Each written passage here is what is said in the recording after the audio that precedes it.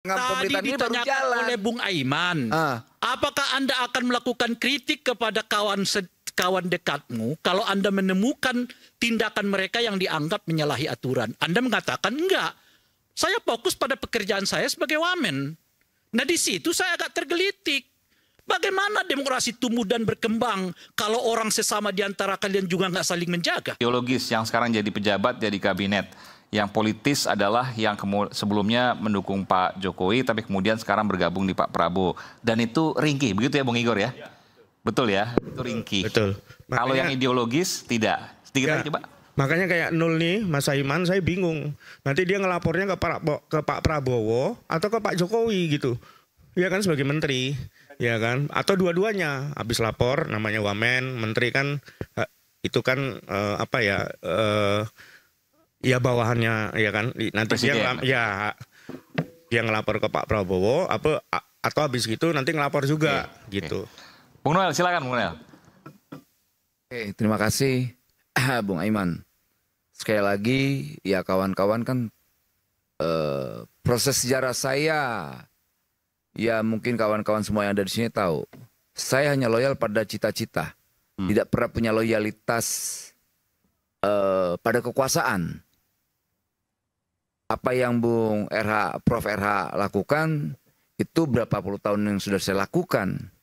Nah model-model kritik kayak begini, saya di saat eranya demokrasi dalam demokrasi yang sangat gelap, di mana kekuasaan itu semena-mena.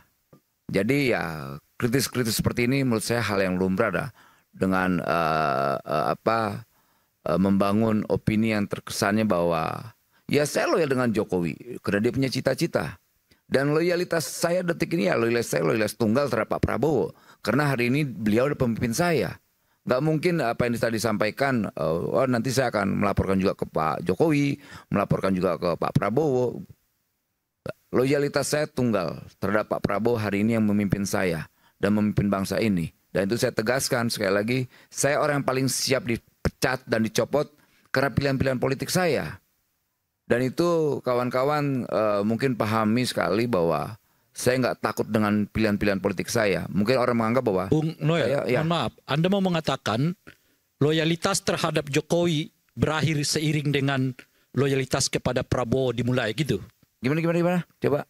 Loyalitas kepada Jokowi berakhir seiring dengan loyalitas kepada Prabowo dimulai gitu? Jokowi didefinisikan sebagai person, rezim, atau cita-cita? Ya, saya tidak tahu ya. Anda saya menganggap dia cita-cita. Ya Anda tadi kan menyebutkan. Ada cita-cita yang menurut saya itu menjadi pilihan saya, yaitu soal Indonesia sentris. Berarti kalimatnya bukan loyalitas saya kepada tunggal dong. Kan tadi saya bilang loyalitas pada cita-cita. Nah, makanya saya tidak loyal terhadap kekuasaan. Makanya tadi kita mendengar Anda menyebut loyalitas saya kepada Prabowo. Nah, iya, hari ini dia mimpin saya. Itu loyalitas tunggal saya kepada Prabowo. Makanya apakah dengan begitu Anda mengatakan bahwa loyalitas kepada Jokowi selesai seiring dengan loyalitas Anda kepada Prabowo? Iya. Begitu ya? Iya. Itu aja yang saya mau tanyakan. Ya. Jadi loyalitas Bung Noel itu kepada nilai, itu kan cita-cita nilai. Iya. Bahwa sekarang dalam struktur di bawah presiden, ya pasti loyal, begitu? Terhadap Pak Prabowo hari ini. Tapi yang paling tinggi adalah terhadap nilai. Nilai itu yang paling tinggi. Itu saya tegaskan sekali Bung Rey, ya kawan-kawan. Ini kan semua mantan aktivis, bukan mantan aktivis. Aktivis tidak mengenal mantan. Ini Anda juga sekarang masih merasa aktivis, Bung Noel? Kenapa? Anda masih merasa aktivis? Iya. Saya tidak akan terpengaruh oleh jabatan dan kekuasaan yang hari ini saya dapatin. Saya tetap kritis, saya nggak peduli tuh. Oke. Gitu. Apapun ketika nanti ada sesuatu yang memang buruk, Anda berteriak atau Anda bisik-bisik? Enggak. Pilihan saya, tugas saya adalah bagaimana menyelesaikan problem buruh. Itu menjadi tugas saya. Jadi ya kemudian ada orang yang kiranya bermasalah dan sebagainya di permintaan Pak Prabowo kan punya penilaian tersendiri. Dan kemudian saya juga berharap oleh Bung Rey, Bung RH dan kawan-kawan, ada Ubed di sini, mereka aktivis-aktivis yang punya integritas. Saya nggak terlalu khawatir. Demokrasi masih ada mereka. Jadi bahkan dengan adanya Bung Ubed yang kritis, Bung Refli yang kritis, Bung Rey yang kritis, Anda sama sekali nggak khawatir? Saya senang. Kalau saya khawatir dengan suara kritis, hanya orang-orang yang berpikir fasis dan feodal yang tidak menerima suara kawan-kawan saya di depan ini.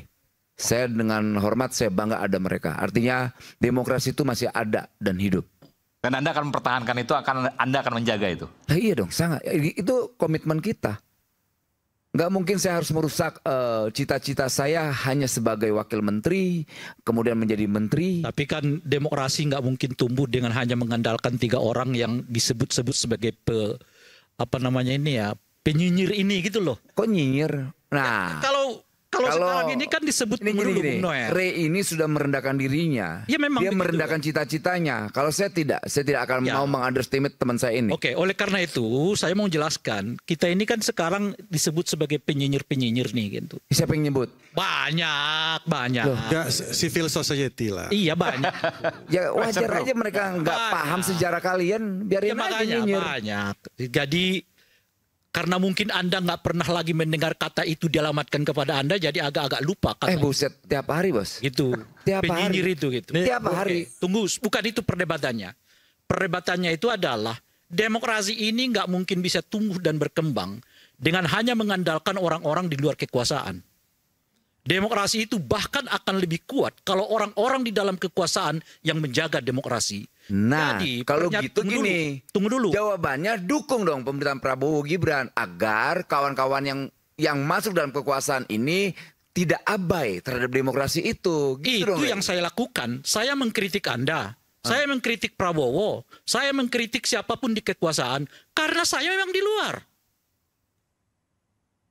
Bagus. Nah, problemnya yang saya mau katakan itu bukan itu, Bung Noel. Lalu apa? Demokrasi ini kuat kalau Anda berani mengkritik kawanmu yang melakukan tindakan menyalahi hukum. Bagaimana mau kritik? Orang belum berjalan, pemilihan baru seminggu. Ini kan yang kayak Prof. Erhan juga sampaikan. Dia tidak bisa mau mengkritik sedangkan pemerintahan ini baru jalan. Oleh Bung Aiman, apakah Anda akan melakukan kritik kepada kawan dekatmu kalau Anda menemukan tindakan mereka yang dianggap menyalahi aturan? Anda mengatakan enggak. Saya fokus pada pekerjaan saya sebagai wamen. Nah di situ saya agak tergelitik. Bagaimana demokrasi tumbuh dan berkembang kalau orang sesama di antara kalian juga nggak saling menjaga? Jadi yang Bung Ray mau apa? Yang lu mau apa, Ray? Loh, kok ditanya lagi maunya saya? Penting. Gini, kalau soal mengkritik itu, Ray, gini, Ray. Ini situasinya beda, Ray. Ketika kita di luar dan di dalam, Ray. Itu penting, harus dipahamin. Gitu. Nggak segampang yang karena saya nggak pernah di dalam, tapi, jadi saya nggak tahu di dalam itu kayak apa itu. Jadi ya semua solid. Nah semangat ini yang hari ini kan kita lagi uji. Nah, tapi gini ya, ini penting, Bung Noel. Saya tahu idealisme Anda luar biasa dan saya tahu Anda menjaga itu. Tapi pertanyaan ini menjadi relevan.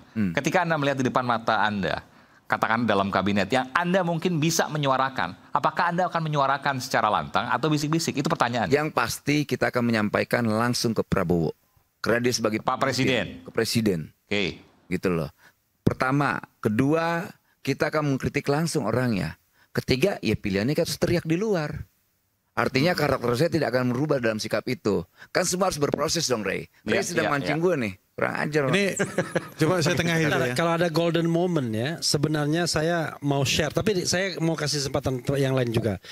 Gini, sebenarnya ada kasus yang luar biasa dan itu bagi pemerintahan Prabowo harusnya bisa dijadikan momentum untuk menegakkan atau membersihkan sebuah institusi itu dari korupsi yang selama ini menjerat. Kalau nanti dikasih kesempatan waktunya, karena saya akan ngomong itu. Itu luar biasa. Dan saya dukung itu kalau Presiden Prabowo melakukan langkah-langkah luar biasa. Soal apa sih ini? Jadi bikin penasaran. Dikasih waktu nggak untuk ngomong sekarang? Nanti kita kasih waktu. Selepas jeda kita akan kembali saat lagi tetap sama kami di Rakyat Bersuara dan saya akan minum dulu. Minjem ya. Saya minum dulu.